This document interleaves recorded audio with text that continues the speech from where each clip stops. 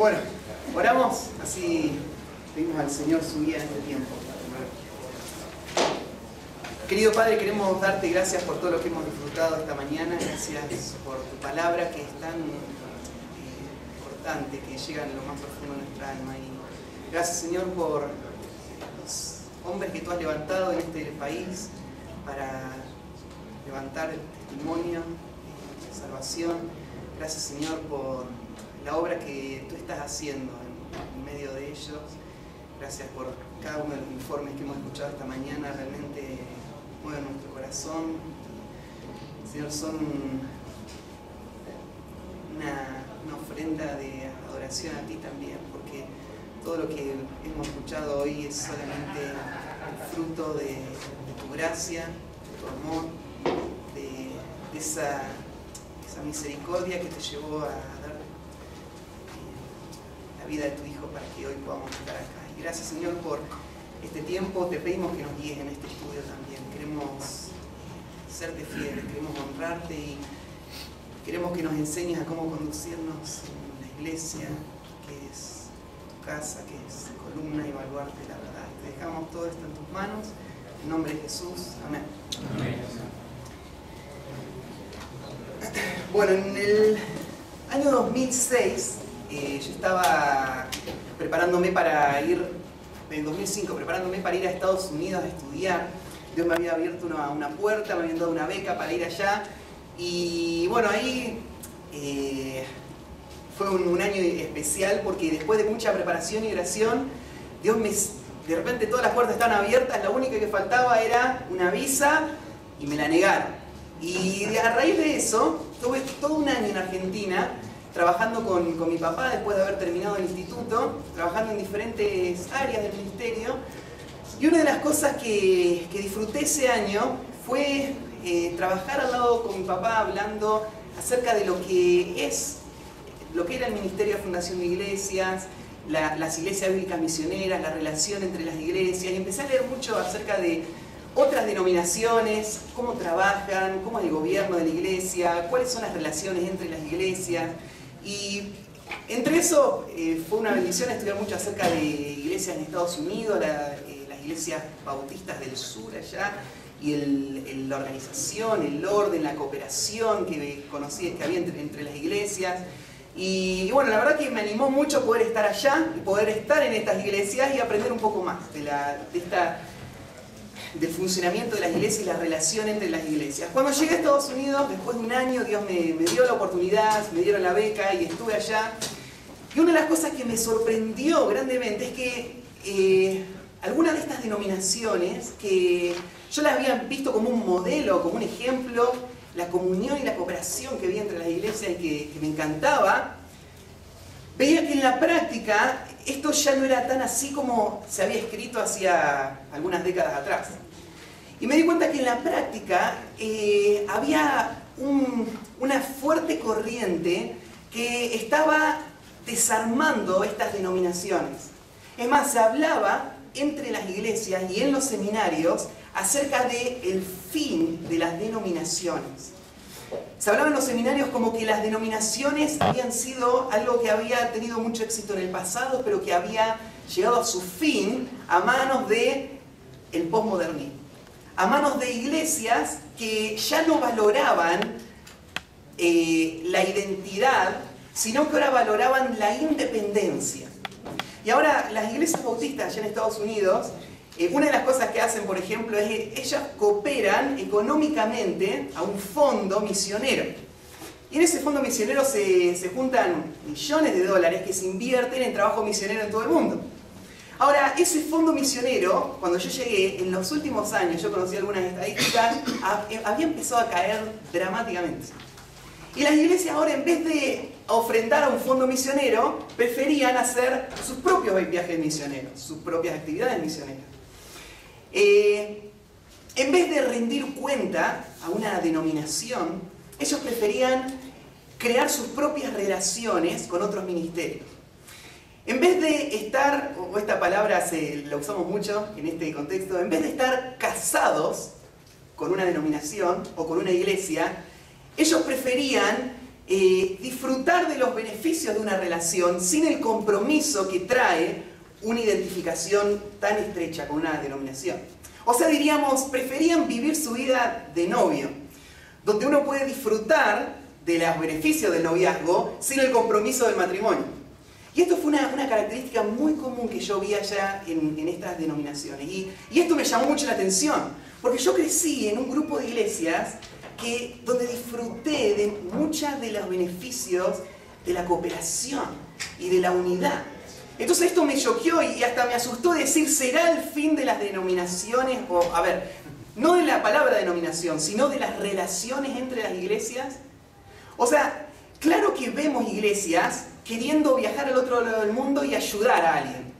Pero una cosa es viajar y ayudar sin ningún compromiso. En cualquier momento doy un paso atrás, no le tengo que rendir cuenta a nadie, ¿no es cierto? Es solamente una relación de noviazgo con las iglesias. ¿Será el fin de la unidad genuina? Y esto me preocupaba, me asustó en un momento. Por el otro lado, todos hemos escuchado acerca de este gran movimiento que va ganando cada vez más fuerza, que busca unir a las iglesias, quitando lo que nos diferencia y uniéndonos en base a nuestra misión. Todos queremos hacer discípulos, ¿no? Así que dejemos de lado todas las diferencias y unámonos en esta misión común que tenemos todos. Ahora, yo cuando miraba eso, yo decía, ¿es este el modelo bíblico a seguir para las relaciones entre las iglesias? ¿Hay un patrón? ¿Hacia dónde debe avanzar la iglesia? ¿Será que la unión y la identificación entre iglesias es algo del pasado? ¿Será que debemos trabajar para unirnos con todas las iglesias en todo el mundo y dejar de lado nuestras diferencias y seguir nuestra misión? Y empecé a estudiar y ahí en el ministerio el año pasado fue un año de escribir muchísimo de estas cosas y a poner algunos principios que nos ayuden a tener una referencia en cuanto a la relación entre las iglesias. Y eso es lo que me gustaría compartirles en esta mañana. Y vamos a responder dos preguntas. ¿La comunión entre iglesias es bíblica? Y si es bíblica, ¿qué nos dice la Biblia entre la comunión entre iglesias? Y la segunda pregunta, ¿es útil? ¿Tiene algún beneficio relacionarme con otros? ¿Hasta qué punto? ¿En qué sí? ¿En qué no? Por eso esas dos preguntas vamos a tratar de responder hoy. Ahora, cuando hablamos de comunión entre iglesias, sí o sí, hablamos de dos cosas.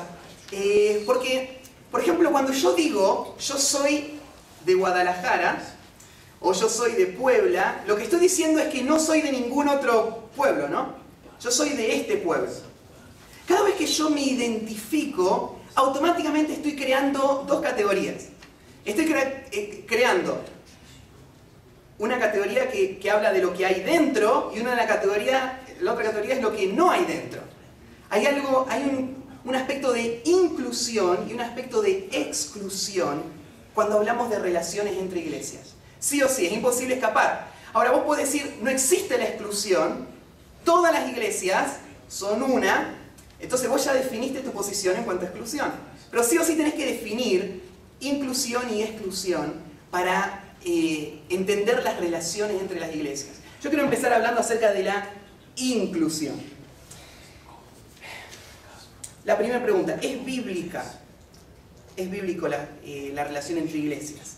Bueno, antes de leer pasajes, creo que solo por lo que conocemos de la Biblia, podemos darnos cuenta de que hay algo que es natural entre las relaciones entre las iglesias. Por ejemplo, en la iglesia primitiva, vemos algunas características de relaciones entre las iglesias que son muy evidentes, que vamos a estudiar ahora más adelante. Ahora, ¿cómo surgieron estas relaciones? ¿Por qué las iglesias se amaban entre ellas? ¿Por qué compartían entre ellas? Bueno, lo primero que yo veo es que las relaciones entre iglesias surgen naturalmente, y ahí tiene una palabrita en negrita que se llama conexión generacional. O sea, una iglesia funda nuevas iglesias y naturalmente por compartir la misma fuente, estas iglesias se sienten con un sentido de unidad. La conexión generacional es algo que ha permitido que iglesias se mantengan en unidad. Ahora, no siempre iglesias que surgen de una iglesia se mantienen en unidad, pero tiende a haber una inclinación hacia eso. Esto es lo que pasó allá en Monte, en la zona de las iglesias bíblicas misioneras.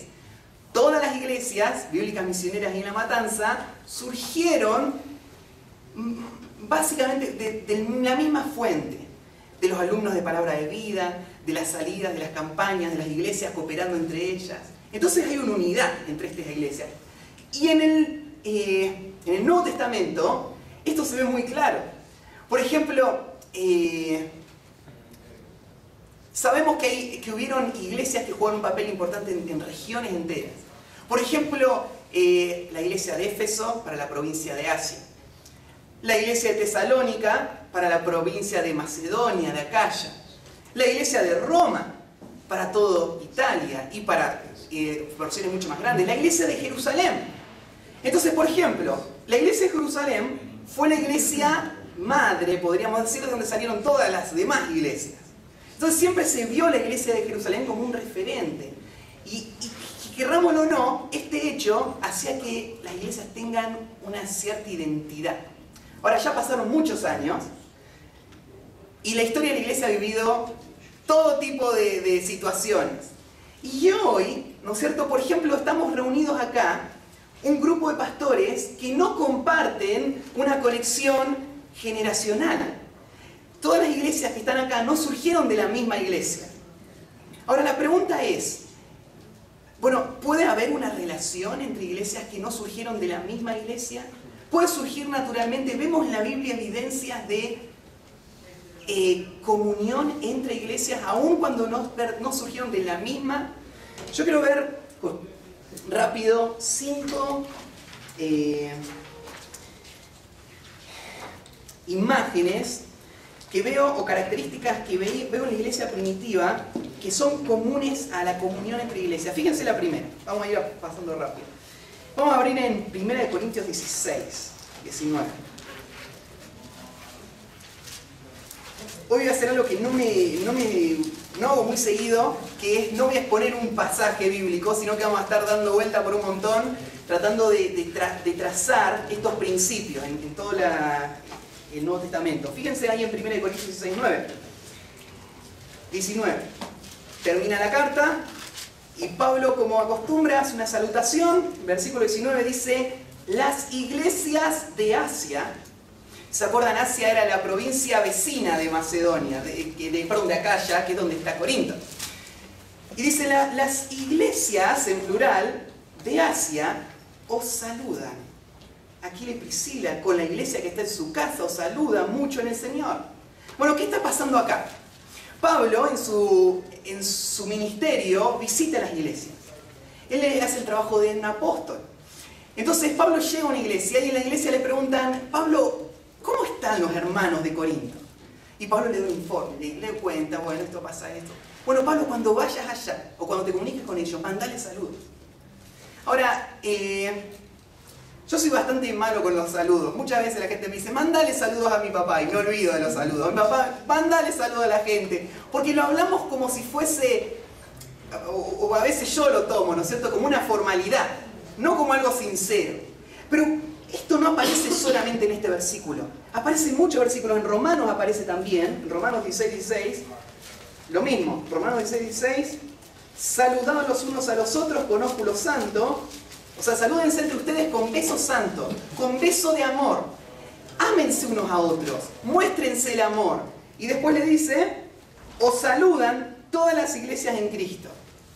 O sea, interésense unos por otros y muéstrenlo a través del saludo. Y quiero que sepan algo, todas las iglesias de Cristo se interesan por ustedes. Los aman a ustedes y les mandan sus saludos a ustedes. El saludo de que habla acá Pablo no es solamente un saludo de formalidad, es un saludo de interés. En la iglesia primitiva, yo le puse ahí la primera característica, las iglesias cultivaron una comunión cálida. Ellas se preocupaban unas por otras. Ellas se preguntaban cómo estaba el bienestar de cada una de las iglesias. Se mandaban saludos, se mostraban aprecio. Y un aprecio que no era fingido o de formalidad, un aprecio que era genuino y real. Segundo lugar, las iglesias vemos que también se exhortaban y confrontaban mutuamente para mantener la sana doctrina. Fíjense en Colosenses 4:16. Colosenses 4:16. Miren la instrucción que le da Pablo. Cuando esta carta haya sido leída entre vosotros, haced también, pero que se lea también, haced que también se lea en la iglesia de los laodicenses, y que la de Laodicea la leáis también vosotros. Pablo le da esta instrucción a la iglesia. Las iglesias se deben preocupar unas por otras. Y Pablo podría haberle escrito una carta a cada una, ¿no? Podría haber hecho una copia, podría haberle pedido al que copiaba que le haga una copia de la misma. Pero Pablo decide, en vez de hacer dos copias, mandar una copia y decirle a la iglesia que ellos se encarguen de llevar la copia hasta la otra iglesia. Y que busquen de la otra iglesia ayuda y que le traigan la copia de la otra iglesia a su iglesia, para que la lean. ¿Qué estaba haciendo Pablo acá? Pablo estaba tratando de crear entre las iglesias, justamente lo que vemos acá, un sentido de responsabilidad mutua, de que las demás iglesias conozcan la sana doctrina, prediquen la sana doctrina y se mantengan la sana doctrina. Y las iglesias que se preocupen en llevar las cartas de un lugar a otro. Ahora, sabemos que esto sucedió en la iglesia primitiva. Den vuelta la hoja. Por ejemplo, la carta a los Gálatas, Galacia era una provincia entera. No era una sola iglesia. Entonces acá vemos un ejemplo. Perdón. La iglesia se le escribe una carta para que se reparta. ¿Se acuerdan en Apocalipsis 22:16? Cuando arranca Apocalipsis, se escriben, el Señor le dicta 7 cartas específicas a 7 iglesias de Éfeso. Pero todas las cartas terminan con la misma declaración, ¿no? El que tiene oído, oiga lo que el Espíritu dice a las iglesias. Este mensaje no era solamente para esta iglesia, sino que era para todas las iglesias. Cuando termina Apocalipsis 22:16, se hace otra referencia, que esta carta fue dada a las iglesias. Me encanta pensar que Apocalipsis fue dada no a la iglesia universal, fue dada a iglesias locales. Y iglesias locales que se cuidaban mutuamente y que se exhortaban mutuamente. Y acá yo iba, imagínate, con esta carta, que tenía exhortaciones muy directas para esta iglesia. Y Dios quiere que todas las iglesias sepan qué está viviendo esa iglesia, para que las iglesias aún sean parte en lo que vive cada una de las iglesias. Las iglesias, en la iglesia primitiva, en este primer periodo, entendió esta verdad. Y empezaron a cumplir este mandamiento. Y vemos que se empezaron a mandar cartas entre ellos. ¿Y cómo sabemos que esto sucedió así? Bueno, los historiadores dicen que esta práctica no fue solamente común con una o dos iglesias, sino que todas las iglesias empezaron a practicar esto. Cuando llegaba una carta, esta carta se copiaba, se guardaba en el archivo de la iglesia y esta carta se llevaba a otras iglesias también. Y cuando se mandaba a otra iglesia, se buscaba esa carta y se traía al archivo de esta iglesia. Al pasar los años, cada iglesia empezó a coleccionar un grupo de libros y empezó a tener cada una su archivo de libros. Y estos libros eran los libros autoritativos. Estos eran los libros que habían sido dados por los apóstoles para el bien de la iglesia. Y algo interesante empezó a pasar. Algunos libros no circulaban tanto como otros. Otros libros estaban en todas las bibliotecas. Otros libros estaban en una o dos que habían sido... Otros se perdieron. Entonces, cuando pasó el primer siglo y llegamos al segundo siglo, habían muerto los apóstoles. Y había muchos escribiendo cartas. Entonces se juntaban las iglesias y dijeron, a ver, ¿qué libros vamos a tomar como los libros que son autoridad para la iglesia? ¿Y saben qué decisión tomaron? Vamos a ver los archivos. ¿Qué libros tenemos en tu archivo? Yo tengo esto, yo tengo esto. Y empezaron a ver cuáles eran los libros que la iglesia había aceptado como la autoridad de Dios para la iglesia. Y empezaron a crear listas de libros. La mayoría de las primeras listas no incluyen los 27 libros del Nuevo Testamento, incluyen menos libros. Había algunos libros que hasta tarde en la historia de la iglesia, bueno, el siglo III, siglo IV, es donde se definió que ellos también eran autoritativos. Pero fíjense este detalle. No solo que la Biblia habla de que las iglesias se cuidaban doctrinalmente, sino que la Biblia es fruto de que las iglesias se cuiden doctrinalmente. Nosotros tenemos el Nuevo Testamento, ¿saben por qué? Porque las iglesias cumplieron este mandato. Las iglesias no eran independientes, las iglesias se cuidaban, se mandaban las cartas unas a otras, y con el tiempo surgió este tesoro que el Señor quiso darnos a través de los apóstoles y a través de la iglesia, y la comunión y la comunidad entre las iglesias. La iglesia entonces cuidaba la sana doctrina de unas de otras. Tercer punto. Que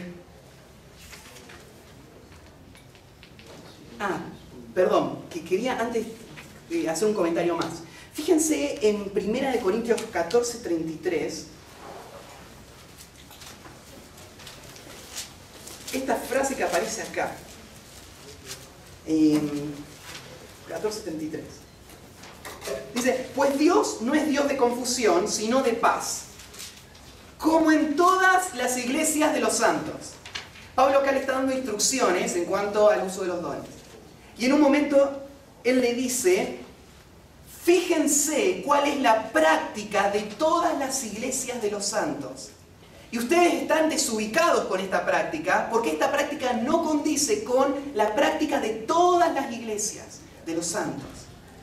Una frase parecida aparece en el 11:16, donde dice, con todo esto, si alguno quiere ser contencioso, nosotros no tenemos tal costumbre, ni las iglesias de Dios. Las iglesias de Dios no tienen esta costumbre. Por lo tanto, ustedes están desubicados. Ustedes están haciendo lo incorrecto porque no es la práctica de las iglesias. Ahora, ¿qué era la práctica de las iglesias? La práctica de las iglesias era un patrón no escrito en el principio que se sobreentendía de cómo debía funcionar la iglesia. ¿Y cómo se sabía este patrón? ¿Cómo todas las iglesias tenían el mismo patrón? Bueno, porque había interrelación. Iban enseñadores de un lado a otro, se mandaban las cartas de un lado a otro y se creó este patrón. Con el tiempo este patrón se escribió. Y este patrón es un recurso muy valioso para nosotros hoy. Se puede comprar en una librería cristiana, se llama la Didaché, o la Didaché, algunos le dicen.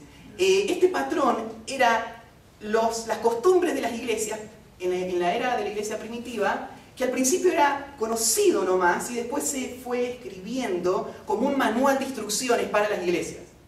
Entonces, sería el primer estatuto de las iglesias bíblicas misioneras, de las iglesias de la iglesia primitiva, allá en los primeros años. Fíjense, lo mismo por ejemplo en 1 Tesalonicenses 2:14, que lo escuchamos, creo que se lo leyó, ¿no? 1 Tesalonicenses, vamos a hablar.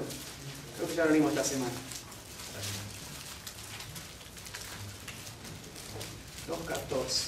Fíjense, dice, porque vosotros hermanos vinisteis a ser imitadores de las iglesias de Dios en Cristo Jesús que están en Judea.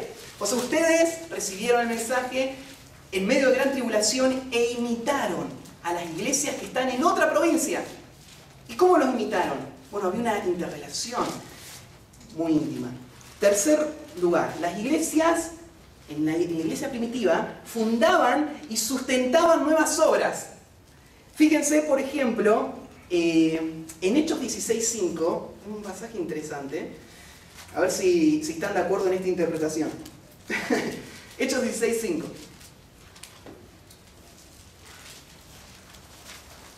Dice, así que las iglesias eran confirmadas en la fe.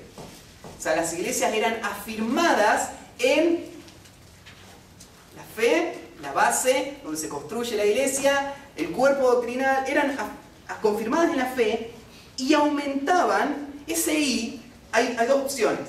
O está sumando dos ideas, o está dando una conclusión lógica de lo que pasa anteriormente, o sea, un resultado. Ese I puede ser un I que suma o un I de resultado. A mí me parece que un I de resultado, entonces se leería así. Así que las iglesias eran confirmadas en la fe y como resultado aumentaban en número cada día. Entonces las iglesias se fortalecían, se confirmaban en la fe y se multiplicaban en número cada día.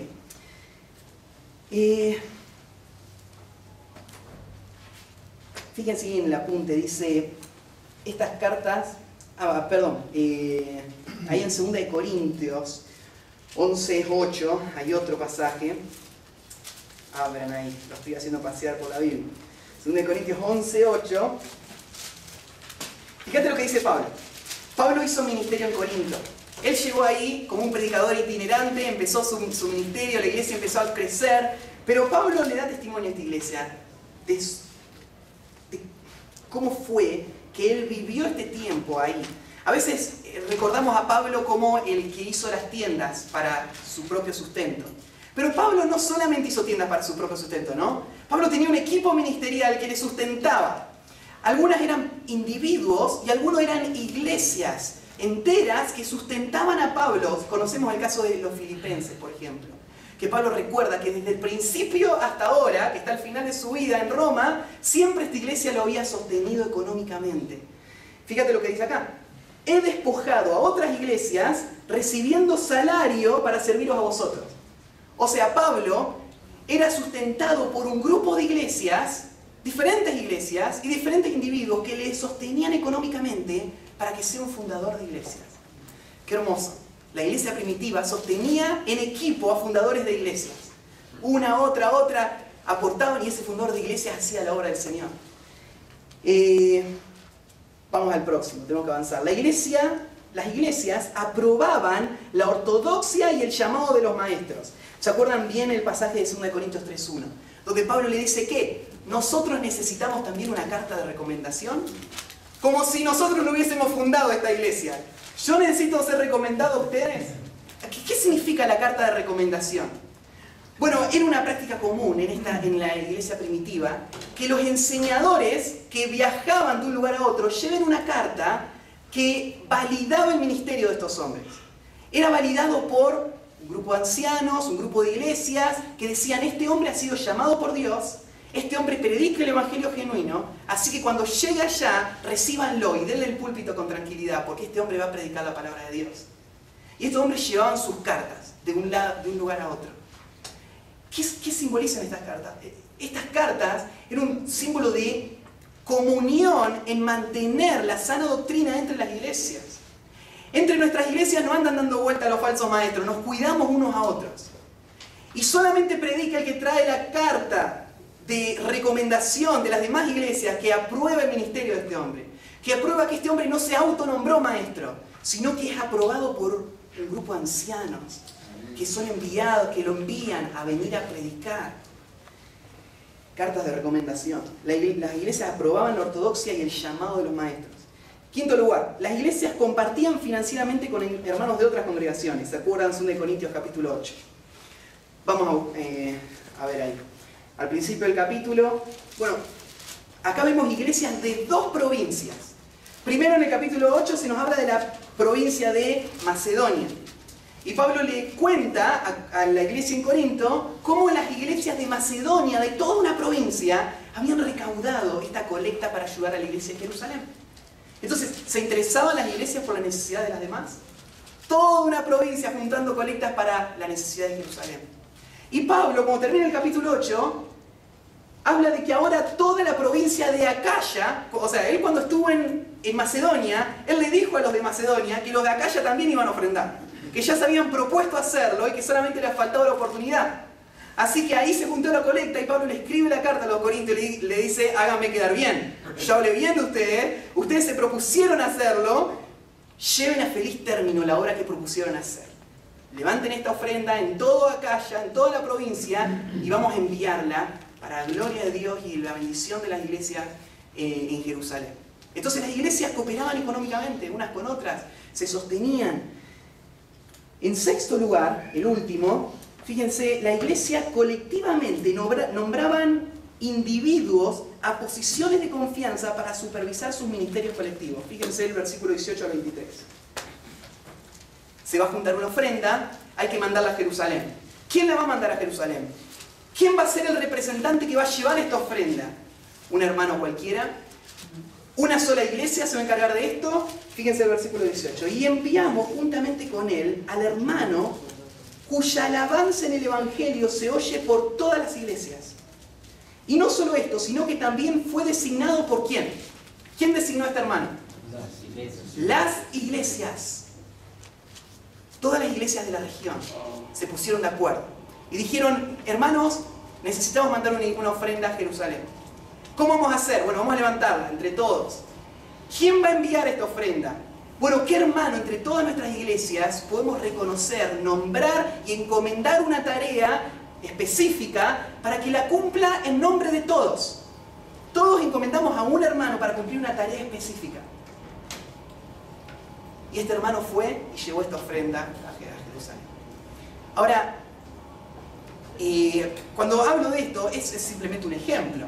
Pero bien podría haber sido que entre todas las iglesias hayan dicho, supongamos que no había una necesidad en Jerusalén, había otra necesidad. Hay una necesidad, como nos compartía Alcides. Toda nuestra región no tiene, no se enseña a leer, escribir, hay necesidad de hospitales, hay necesidad de salud. Entonces todas las iglesias de nuestra región nos vamos a poner de acuerdo, vamos a elegir a un hermano a quien le podemos encomendar la tarea de fundar este hospital, dirigir este hospital, nosotros vamos a ofrendar a este hospital y él en nombre de todas las iglesias va a dirigir este proyecto y este ministerio. Podría haber sido tranquilamente, porque es el mismo concepto. Todas las iglesias reconociendo a un hermano y delegando una tarea específica en nombre de todos, del grupo. Entonces a veces no llegamos a entender el nivel de compañerismo y de comunión que existía en la iglesia primitiva. La iglesia primitiva no eran iglesias aisladas, no eran iglesias independientes, eran iglesias que se amaban mutuamente, que compartían la palabra mutuamente, que compartían el ministerio mutuamente. Ahora, vamos al próximo punto.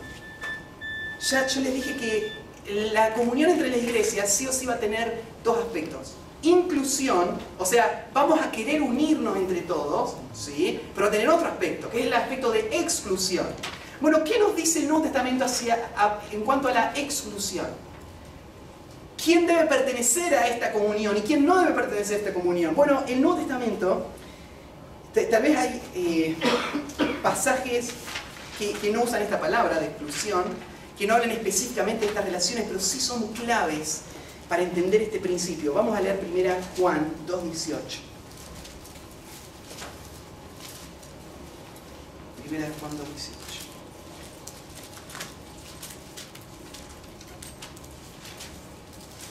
Hace un tiempo en la iglesia comenzó una serie de estudios en 1 Juan, segunda, tercera, Judas y Apocalipsis, que me llevó como casi 2 años y medio, toda la serie. Y avanzando por esta serie, una de las cosas que me sorprendió fue ver el celo de la iglesia por la verdad y las acciones que la iglesia tomó para defender al rebaño, cuidarlo. Y este es un pasaje importante. Ahí en 1 Juan 2:18 dice: hijitos, ya es el último tiempo.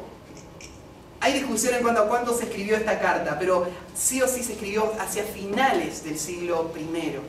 Algunos dicen que Juan la escribió después de escribir Apocalipsis, y hay evidencia para apoyar esta idea. Otros dicen no, fue antes de ir a Patmos. Pero sí o sí se escribió al final del siglo I. Y dice: ya es el último tiempo, y según vosotros oísteis que el anticristo viene. Así ahora han surgido muchos anticristos. Por esto conocemos que es el último tiempo. Salieron de nosotros, pero no eran de nosotros, porque si hubiesen sido de nosotros, habrían permanecido con nosotros, pero salieron para que se manifieste que no todos son de nosotros. Fíjense en el capítulo 4, versículo 3. El versículo 1. Amados, no creáis a todo espíritu, sino probad los espíritus si son de Dios, porque muchos falsos profetas han salido por el mundo. En esto conoced el Espíritu de Dios. Todo el que confiesa que Jesucristo ha venido en carne es de Dios. Y todo espíritu que no confiesa que Jesucristo ha venido en carne no es de Dios.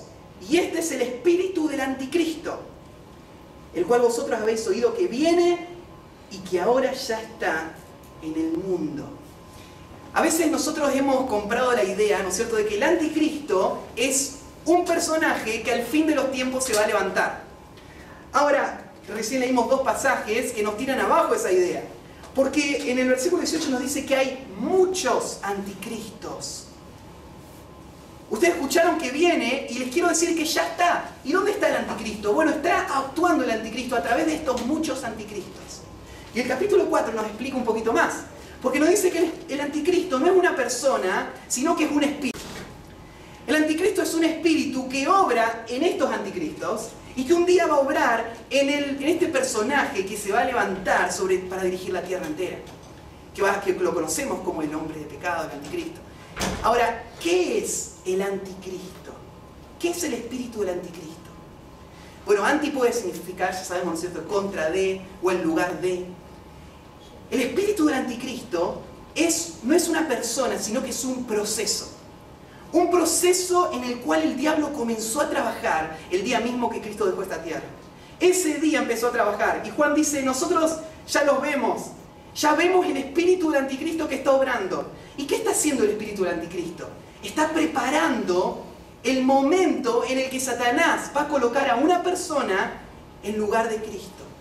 Y él obra en el mundo entero preparando este escenario. El espíritu del anticristo.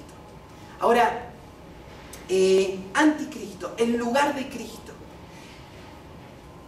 Satanás utiliza la religión. Y Satanás utiliza para sus propósitos la falsa fe, los falsos creyentes, los falsos profetas, en su plan de armar un sistema que está en contra de Cristo y que busca reemplazar a Cristo, busca desplazar a Cristo. Y este sistema ya está en acción, ya estaba en acción en la primera iglesia, y este sistema va a culminar al fin de los tiempos.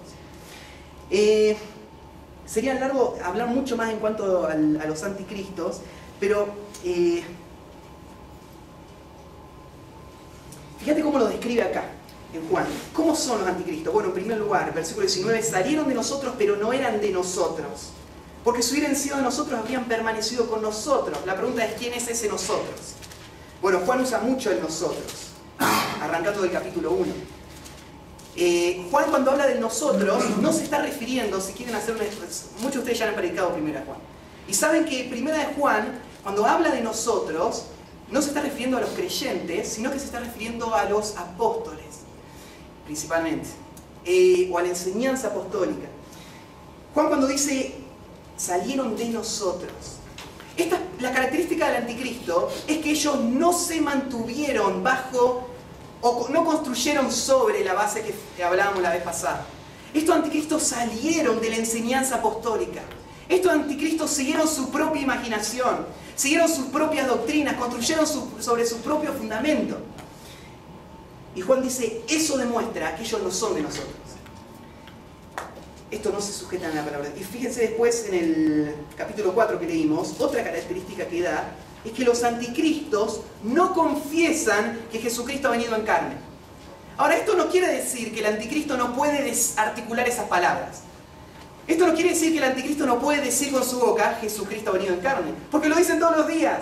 Anoche, después de la actividad, fui, prendí la tele, puse un canal de televisión donde había un anticristo, donde en 10 minutos dijo 500 veces Jesucristo es el Señor. Dijo muchísimas veces, gloria al Señor, alabado sea el Señor. El hecho de que articule la palabra Señor, o gloria al Señor, o Cristo es el Señor, no es lo que Juan está definiendo acá. Lo que Juan está diciendo acá es que estos anticristos, con su enseñanza y con su obrar, niegan la persona y la obra de Cristo.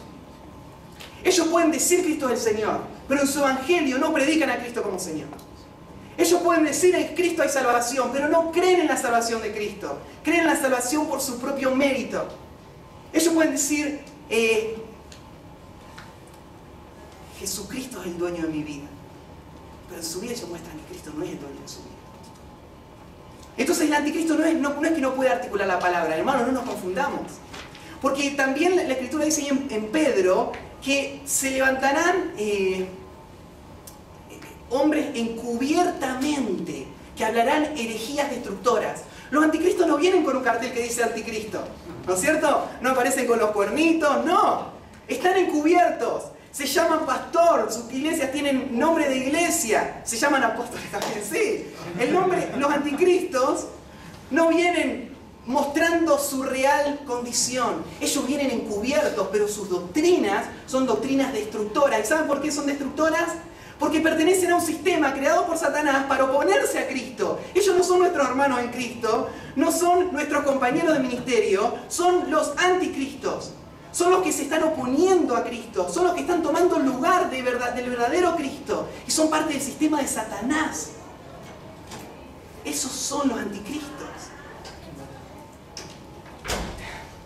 Entonces, la primera imagen que la Biblia nos presenta en cuanto a la exclusión, es decir, no todo el que se llama Cristo es cristiano. No todo el que viene con el nombre de Cristo representa a Cristo. Hay muchos que son anticristos. Presten atención, dice Juan. La segunda serie de pasajes que aparecen en la Escritura son los pasajes que nos enseñan a qué actitud tomar ante esos anticristos. Hay un montón de pasajes, no los podemos tocar todos. Pero veamos ahí, por ejemplo, Segunda de Juan 7:11, que ustedes lo conocen bien. Segunda de Juan del 7 al 11. Porque muchos engañadores han salido por el mundo que no confiesan que Jesucristo ha venido en carne. Quien esto hace es el engañador y el anticristo. Mirad por vosotros mismos, mirad, prestad atención, para que no perdáis el fruto de vuestro trabajo, sino que recibáis galardón completo. Escuchen esta exhortación. Cualquiera que se extravía y no permanece en la doctrina de Cristo, no tiene a Dios. El que persevera en la doctrina de Cristo, ese sí tiene al Padre y al Hijo. Si alguno viene a vosotros y no trae esta doctrina, no lo recibáis en casa, ni le digáis bienvenido. Porque el que le dice bienvenido participa en sus pecados. El que le dice bienvenido al anticristo, él mismo se convierte en un anticristo. O sea, él mismo está participando del sistema de confusión. Él mismo está participando del sistema creado por Satanás para oponerse a Cristo, no para lograr la misión de Cristo. Estos anticristos no están logrando la misión de Cristo. Por más que funden iglesias o hagan lo que quieran hacer, ellos están fundando y avanzando el propósito de Satanás mismo. Aunque piensan que sirven a Cristo, están sirviendo a Satanás y a sus propósitos. Son anticristos. Tristemente muchos de ellos confundidos, muchos de ellos engañados y otros intencionalmente engañando y siendo engañados. Bueno, ¿qué nos dice la Biblia en cuanto a la actitud que debemos tomar hacia ellos? Abran ahí en 2 Corintios 6, un pasaje tremendo, que nos habla acerca de la exclusión. Presten atención, muchas veces hemos usado este pasaje para la relación entre esposo y esposa. Pero este pasaje tiene una aplicación mucho más amplia que la aplicación entre esposo y esposa, ¿no? Cuando lleguemos al final del pasaje nos vamos a dar cuenta por qué. Dice, versículo 14, no os unáis en yugo desigual con los incrédulos. Ahora recordemos, los anticristos salieron de nosotros porque no eran de nosotros. Los anticristos no son cristianos. Por más que hablen de Cristo, los anticristos son incrédulos. Porque, ¿qué compañerismo, fíjense acá, qué compañerismo tiene la justicia con la injusticia? Es la misma raíz, nada más que la segunda palabra le agrega el A negativo, el alfa negativo. ¿Qué compañerismo tiene la justicia con la injusticia? Son dos cosas incompatibles. Son cosas que van en oposición una a la otra. Dice, ¿y qué comunión la luz con las tinieblas? No hay dos objetos en el mundo, dos cosas en el mundo más repulsivas una de la otra. No puede existir luz y tinieblas en el mismo lugar a la misma vez. Cuando uno prende la luz se van las tinieblas. Y él dice, Señor, ¿qué comunión puede tener la luz con las tinieblas? ¿Qué concordia Cristo con Belial? ¿Qué compañerismo tiene el Cristo con el anticristo? ¿Qué compañerismo tiene el cristiano con el que está cooperando para el propósito de Satanás? ¿Qué comunión? ¿O qué parte del creyente con el incrédulo? Hermanos, pongamos esto, voy a hacer un paréntesis también. No estoy diciendo que el cristiano, y la Biblia no lo presenta así, tiene que vivir en una burbuja de cristal. El cristiano se relaciona continuamente con los incrédulos, ¿no? La iglesia se relaciona con incrédulos. La iglesia vive en una ciudad donde tiene que cumplir leyes, donde rinde cuenta a un Estado, donde a veces hay una buena relación con el Estado, pide permiso, el Estado le permite. Alcide nos decía, ¿no es cierto?, nosotros organizamos un evento y el Estado ahí nos presta el lugar, nos organiza. Bueno, no estamos hablando de eso, pero sí estamos hablando de que los incrédulos tienen una agenda muy distinta a la nuestra. Los incrédulos son parte de un sistema creado por Satanás, ellos están cegados por Satanás, dirigidos para los propósitos de Satanás, y nosotros estamos en este mundo para rescatar a esas personas hacia la luz, no para hacer compañerismo de ministerio con esas personas. Ahora, gloria a Dios, si esas personas nos abren puertas, nos prestan el lugar, pero tenemos que entender que no somos compañeros. ¿Qué compañerismo tiene la luz con las tinieblas? ¿Y qué acuerdo hay entre el templo de Dios y los ídolos? Porque vosotros sois el templo del Dios viviente. Como Dios dijo, habitaré entre ellos y seré su Dios y ellos serán mi pueblo. Y el versículo 17, ¿qué dice? Por lo cual, como resultado de todo esto que venimos diciendo, cito un pasaje anterior, dice, salid de en medio de ellos y apartaos, dice el Señor. Salid de en medio de ellos y apartaos, porque ¿qué compañerismo hay? Y no toquéis lo inmundo. Para un judío esto era muy gráfico. El judío sabía que por más que él era santo, si él caminando hacia el templo rozaba con su vestido un animal muerto, era inmundo. Y Pablo le dice, debe ser tal el celo por la santidad, tal el celo por la iglesia de Dios, que no querramos ni siquiera tocar lo inmundo. Y en este contexto, ¿qué sería lo inmundo? Les pregunto, díganme. Falsas doctrinas. ¿Qué sería lo inmundo? Falsas doctrinas. Los incrédulos acá los está tratando como inmundos. Ahora, no es que odiamos a los incrédulos, ellos son nuestro campo misionero, pero en relación a una cooperación ministerial, ellos son inmundos. Y dice, no toquéis lo inmundo. No toquéis lo inmundo. Ni lo que se reconoce a sí mismo como inmundo, ni lo que usa el título de cristiano y es inmundo. No toquéis lo inmundo. Escuchen esta promesa. Y yo os recibiré. Y seré para vosotros por Padre. Y vosotros me seréis hijos e hijas, dice el Señor Todopoderoso. Así que, amados, puesto que tenemos tales promesas, limpiémonos de toda contaminación de carne y de espíritu, perfeccionando la santidad en el temor de Dios. Saben que en toda la Escritura, hasta ahora, tal vez alguien me pueda ayudar, pero hasta ahora yo nunca he encontrado un llamado a un creyente a dejar su iglesia. Nunca. Hay muchísimas exhortaciones a iglesias que tenían todo tipo de problemas. Iglesias, por ejemplo, la iglesia de Apocalipsis. Iglesias inmorales. Iglesias donde se enseñaba falsa doctrina. Iglesias donde había todo tipo de problemas. ¿Cuál es siempre la exhortación? Una exhortación a escuchar, a arrepentirse y una exhortación a, en el mejor de los casos, el que no manche sus vestidos, este va a tener el premio. En ningún momento Jesús le dijo a los miembros de esa iglesia, tu iglesia es un desastre, andate. En tu iglesia se enseña falsa doctrina, andate. Ahora, voy a decir algo entre paréntesis. Yo creo que existen situaciones extremas donde una persona legítimamente puede salir de una iglesia. Pero no es el sentir de la Biblia. Aún en esas 7 cartas vemos iglesias desastrosas, que el Señor les llama a permanecer, a ser fieles en ese lugar, a los fieles. Pero hay un caso donde yo encuentro un principio de salir. Y aparece en Apocalipsis 18, 4 al 5. Estudiando Apocalipsis, la verdad que el Señor me enseñó muchísimo. Este pasaje de Apocalipsis 18 a veces no se entiende en toda su dimensión. Los que hemos estudiado Apocalipsis muchas veces hemos entendido o entendemos que la caída de Babilonia, la Gran Babilonia, es el juicio de Dios sobre la Iglesia Católica. ¿A quién no le han llegado los emails con las fotitos de la Iglesia Católica, el Papa, la Gran Ramera? A todos nos han llegado, ¿no es cierto?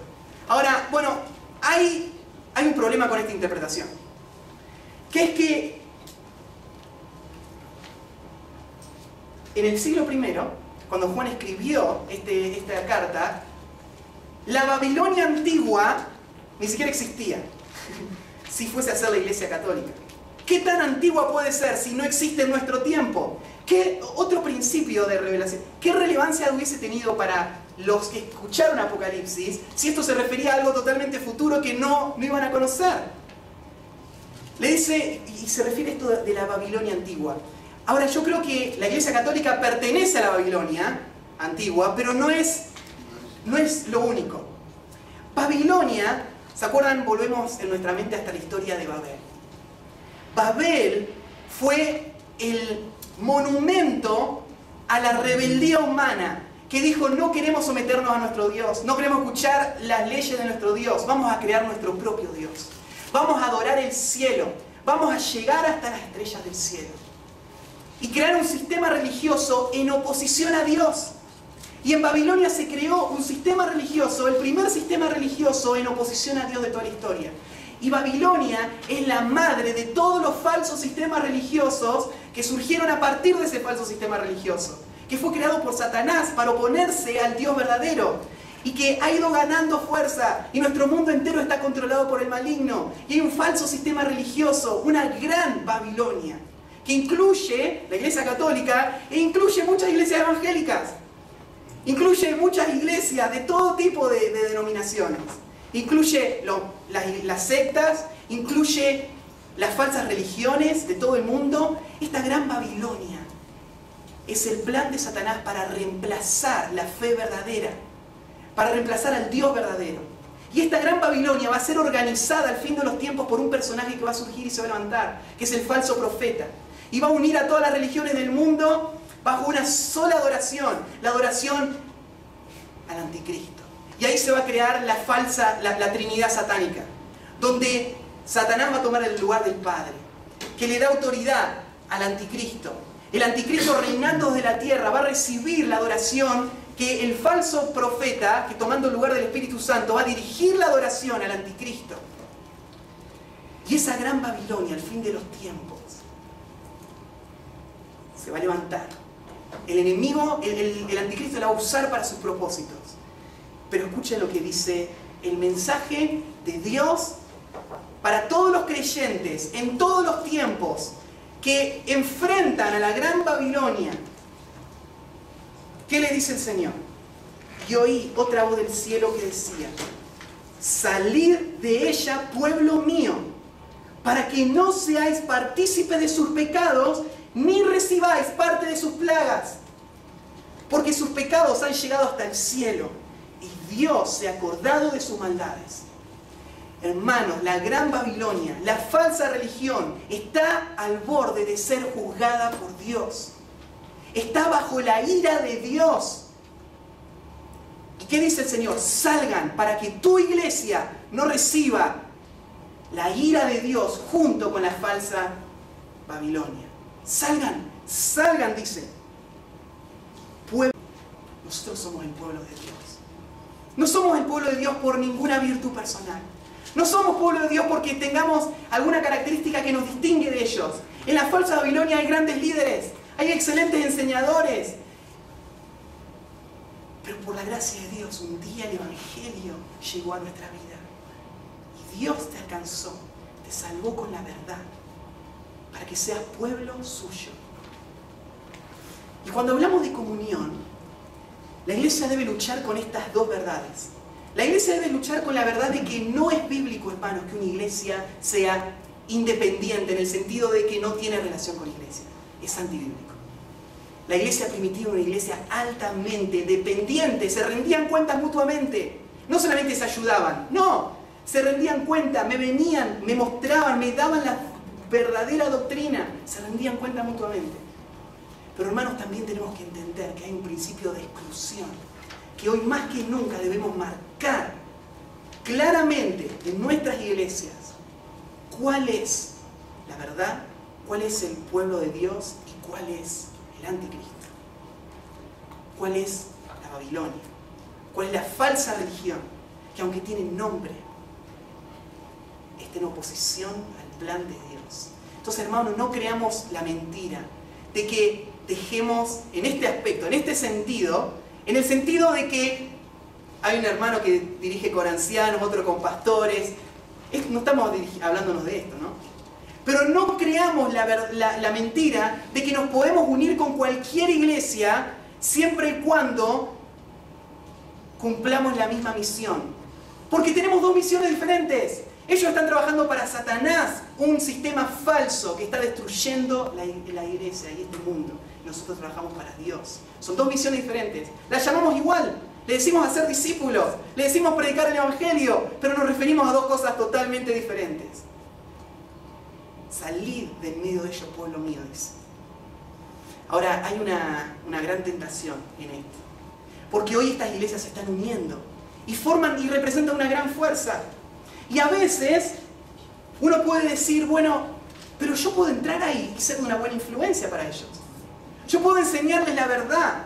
Yo puedo dirigirlos hacia el Evangelio correcto. Bueno, quiero terminar con esto. Perdón que me estoy tomando mucho tiempo. Abran en Primera de Juan, último versículo. Estoy aplicando lo que ayer Israel enseñó. Predicaron, todo el día predicaban a Nehemías.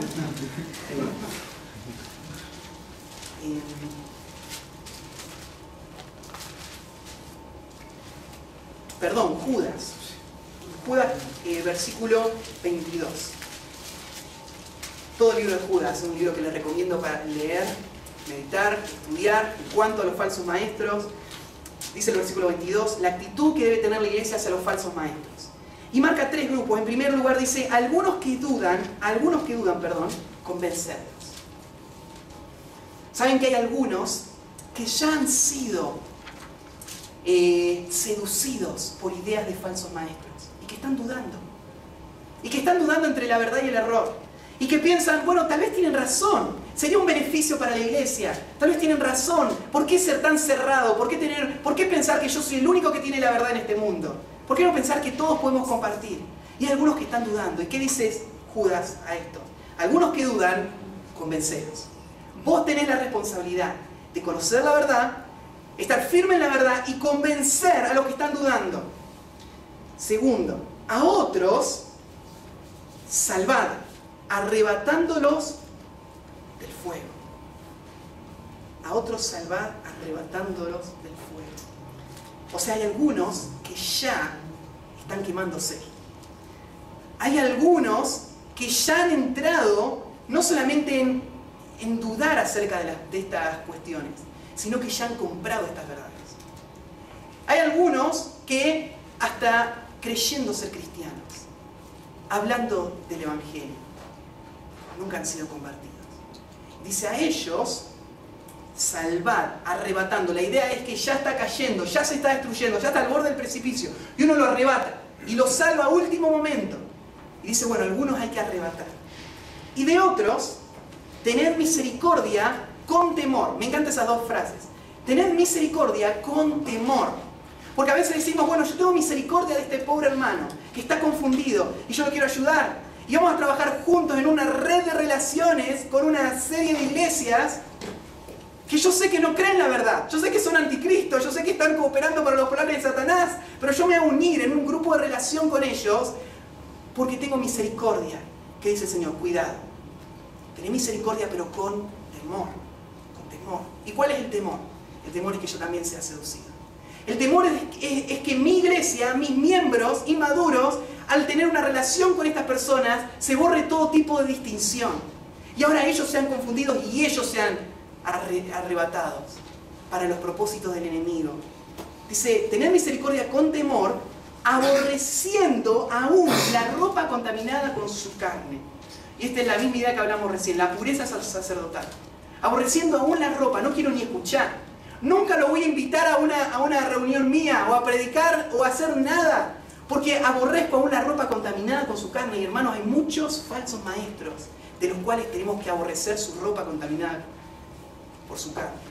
Ni siquiera su ropa, no solo su carne, ni siquiera la influencia, ni siquiera lo que esta persona tocó, nada, para que podamos guardar la pureza de la verdad que hemos recibido. Hermanos, tenemos que ser celosos de la verdad. Ahí pueden leer después al final, la comunión entre iglesias es útil, no hace falta argumentar mucho.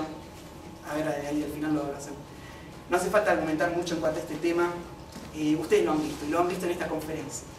La bendición cuando hermanos se unen en una cooperación mutua. Es como la obra de Dios es bendecida. En las iglesias bíblicas misioneras lo hemos disfrutado tremendamente.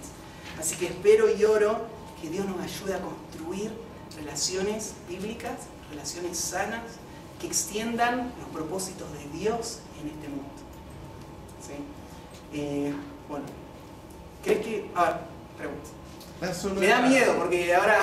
No, solo era agregar ahí un comentario que el Señor Jesús también, Mateo 15, menciona el hecho de dejarlos, y está hablando sobre los fariseos, y él dice dejarlos, son ciegos guías de ciegos, y en el contexto que él está hablando es sobre las doctrinas que ellos enseñan, porque ellos enseñan doctrinas de hombres.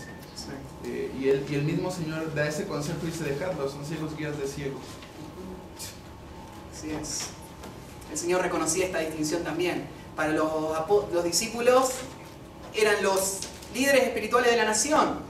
Y Él dice, son ciegos, déjenlos, no se asocien. Bueno. Jesucristo en el juicio los llama hacedores de maldad, ¿no? O sea, en el juicio, y ellos dijeron ser, y llamaron al Señor Señor, e hicieron cosas en su nombre, ¿no? Pero dice que fueron hacedores de maldad y ni siquiera quería tener un ser tan... Sí. Un comentario, Matías, estaba hablando con una persona que le encantan las estadísticas y los números, y la semana pasada me dijo, sabes que la presencia de la iglesia evangélica en México es casi nula. Y le dije, ¿cómo es posible si se oye tantos cristianos que la iglesia está creciendo? Y no, me dijo, estoy hablando de la iglesia evangélica, la iglesia con la doctrina tradicional, la iglesia con la doctrina sana. Su presencia es casi nula en México. Me dijo, me gustó que me dijiste que ustedes están tratando de iniciar iglesias doctrinalmente sanas, y a pesar de ver, decía esta persona, muchos movimientos en México, en realidad son movimientos, sea neopentecostales o movimientos sectarios que fácilmente pasan entre los cristianos.